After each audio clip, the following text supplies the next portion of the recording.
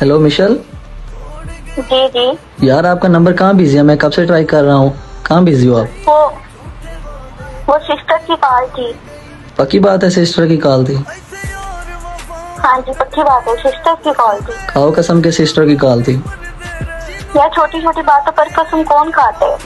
अच्छा चलें, जो मैं बोलूँगा मेरे साथ बोलेंगी? जी बोलूंगी। चलो बोल। मैं मिशेल, मैं मिशेल, अल्लाह पाक को हाजिर नाजिर रखे अल्लाह पाक को हाजिर नाजिर रखे और अल्लाह पाक की कसम खा के कहती हूँ और अल्लाह पाक की कसम खा के कहती हूँ कि मैं सिस्टर से बात कर रही थी।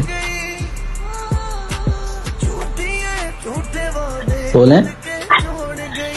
यार ये क्या ड्रामे है। अच्छा लगा मैनू किरदार तेरा, यू लर्न भी डे वाली गल हो गई। गल सुन चेहरे नी मासूम वाली है, आ पेन तां समुंदरां दी छल हो गई। Never